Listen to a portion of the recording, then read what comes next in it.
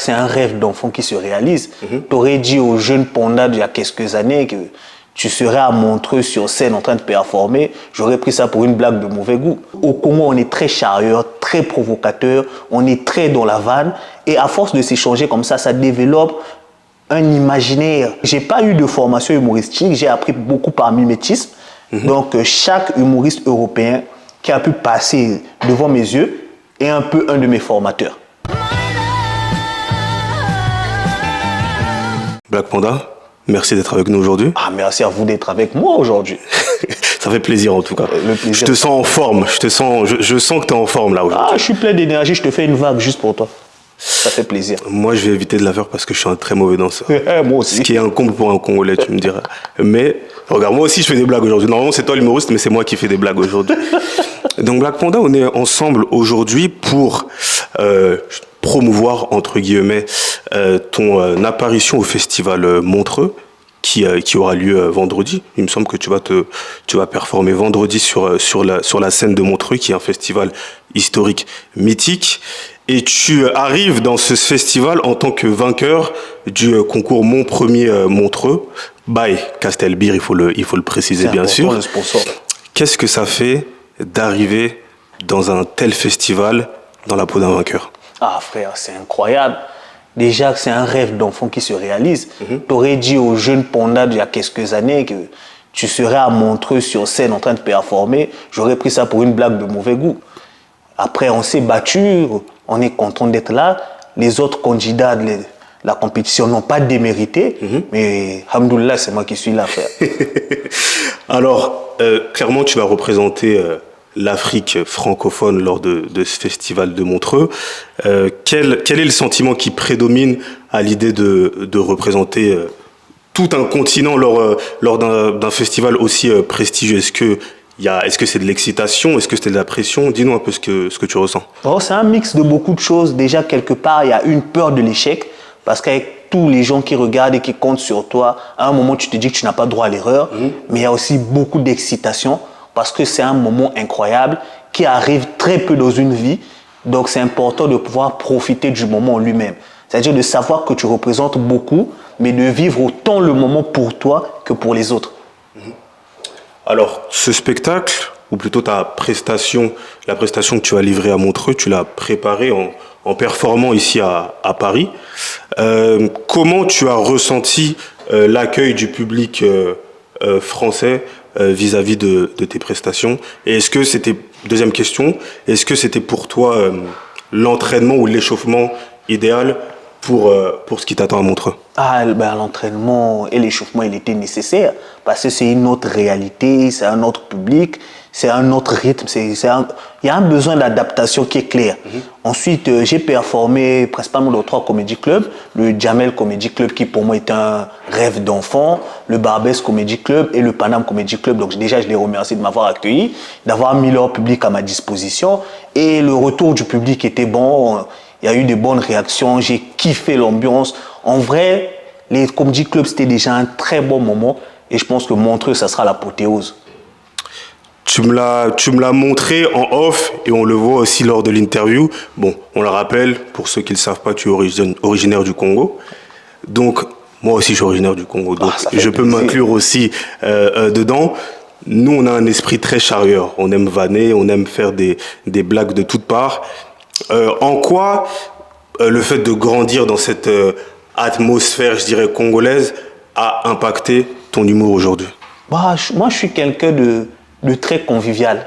Les moments passés avec les autres sont très importants pour moi. Et quand tu passes un moment avec les autres, c'est important de mettre une bonne ambiance. Du coup, moi, je me suis un peu érigé en prophète de la bonne ambiance. C'est ce besoin de toujours trouver le rire chez l'autre qui m'a un peu influencé. J'aime savoir que en disant quelques mots, je peux provoquer une réaction positive chez quelqu'un. Le petit rictus, là, c'est ma drogue à moi. Du coup, au Congo, on est très charieur, très provocateur, on est très dans la vanne. Et à force de s'échanger comme ça développe un imaginaire, un monde. C'est-à-dire une envie de créer, d'avoir le bon mot, la bonne vanne, la bonne punchline pour pouvoir toucher la personne et provoquer la réaction. Parce que des fois, des blagues, c'est pas toujours pour faire rire.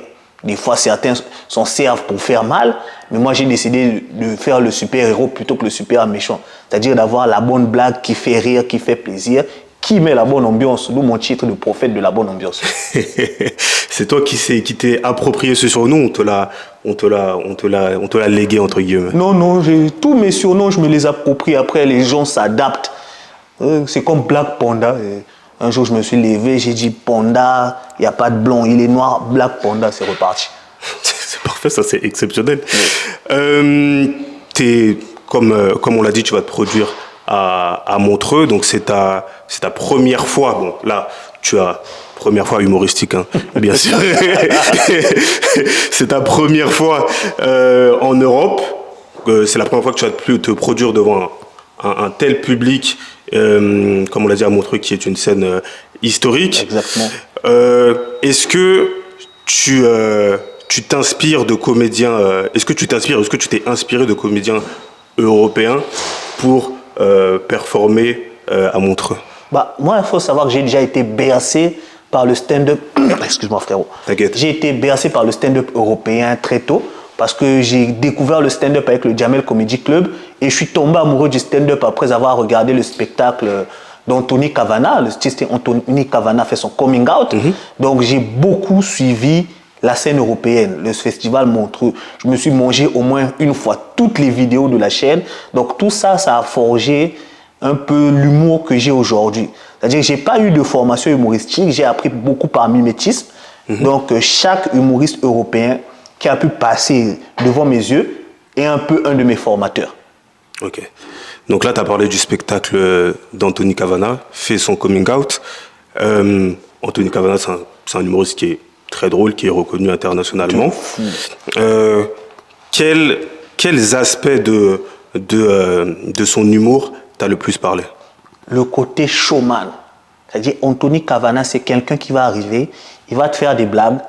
À un moment, il va glisser un tour de magie, il va danser, il va chanter. C'est la générosité. Un autre humoriste français qui fait ça très bien, je dirais, c'est Kev Adams, qui va te faire beaucoup de choses dans un seul spectacle. Tu vois, par exemple, son spectacle avec Gad Elmaleh, il y a de tout. Un moment, ils sont en astronaute. C'est une dinguerie. Et moi, c'est cet aspect de l'humour-là, le côté vraiment chaud. Parce que j'ai expérimenté plein de styles, le stand-up classique. Des fois, je venais sur scène, je chantais. Et c'est cette myriade de possibilités-là qui est le plus intéressant à explorer dans le stand-up. Vas-tu danser, vas-tu chanter? C'est ça la question. Puisque là, tu fais l'apologie du fait d'être un showman. Est-ce qu'on va voir Black Panda, le showman, sur la scène de Montreux? À Montreux, non. Parce qu'il faut bien que je garde quelque chose pour qu'il me rappelle. Donc, si Montreux veut me voir faire un petit move, ça comme et tout, il me rappelle, deuxième édition, là, je danse, je te fais du breakdance, ils vont kiffer. Moi, j'espère kiffer. En tout cas, je pense... Je me fais aucun doute que je vais kiffer en voyant tes images. T'inquiète pas. Merci beaucoup, je te fais confiance. Comme on l'a dit, tu viens du Congo. Je voulais savoir, c'est une question qui me taraudait. J'y ai pensé toute la journée. Donc je me dois te la poser maintenant. En ce qui concerne le stand-up, donc toi tu l'as dit, tu as été influencé par les stand-uppers européens, voire américain du Nord, puisque Anthony Cavana est canadien pour le coup. Exactement. Selon toi, ou selon ton expérience personnelle, est-ce qu'il y a une vraie culture du stand-up au Congo et plus globalement en Afrique? Aujourd'hui, oui. Tu m'aurais posé la question il y a 5 ans, j'aurais douté, mais aujourd'hui, oui. Tu vois, aujourd'hui, au Congo-Brazzaville, on a par exemple Juste Parfait, qui est aujourd'hui pour moi l'un des meilleurs formateurs en humour africain.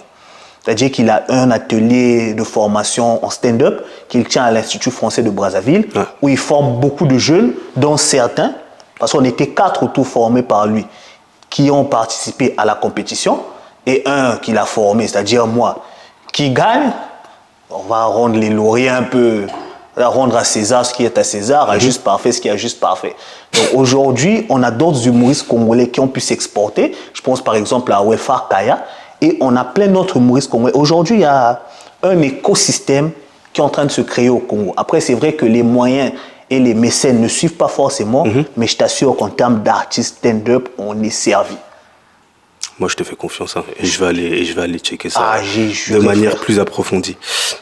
Toi, on te voit aussi sur les réseaux sociaux. Tu fais des sketchs sur les réseaux sociaux, tu es assez présent sur les plateformes.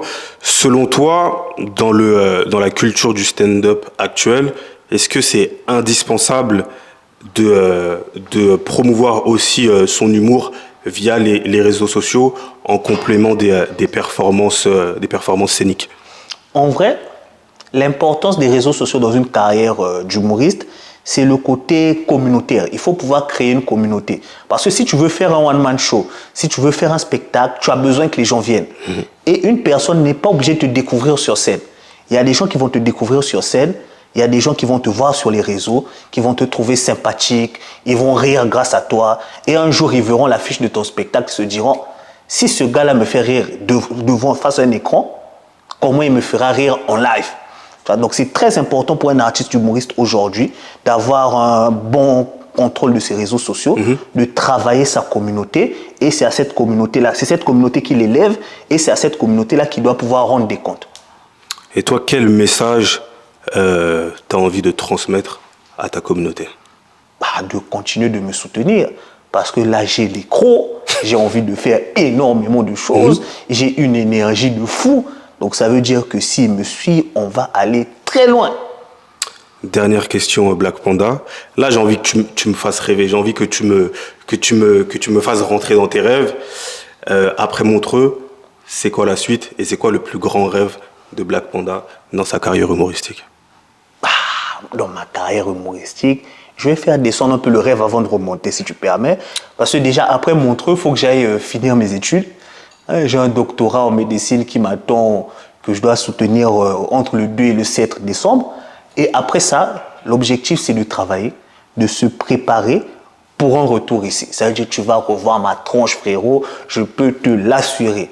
Je vais travailler dur, rassembler des sous, faire des papiers, rassembler des textes, et je vais revenir. Comme Terminator, I will be back. Et quand je reviendrai, je vais mettre le feu. Vous allez voir ma tête partout, tout le temps. Je vais vous saouler.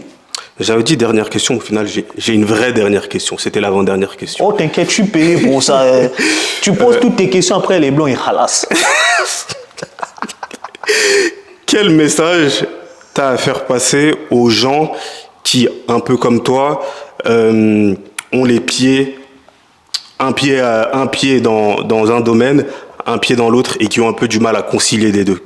Quel message t'as à faire passer à ces jeunes-là? On nous dit souvent que c'est très difficile de suivre 2 lièvres à la fois. Mais ça, c'était à l'époque où on avait des flèches. Aujourd'hui, on a tous les outils pour concilier 2 domaines. Il faut pouvoir vivre ses rêves et se nourrir. C'est-à-dire que si tu dois faire les 2 au même moment, il ne faut pas hésiter. Il faut pouvoir tout faire à fond. Parce que comme le disait un grand homme qui était mon père, paix à son âme, on se reposera dans sa tombe. Et lui, il se repose déjà. Nous, on a l'obligation de charbonner encore plus. Si je dois faire de la médecine, je ferai de la médecine. Si je dois faire de l'humour, je ferai de l'humour. Donc, s'il y a quelqu'un qui m'écoute et qui est dans cette même situation, il fait les 2. Je suis sûr que cette personne est clairement assez forte pour enchaîner les 2. Si moi, j'ai pu le faire alors que je suis un panda, donc je suis une feignasse et je suis noir. Donc, d'après les clichés, je suis une feignasse. Mais j'ai pu faire les 2. Tout le monde peut le faire. Black Panda, merci beaucoup pour ce message. Merci, frérot. Force à toi et on va te suivre. Ça Force fait à toi. plaisir. Yes, Force sir. à vous aussi. Merci.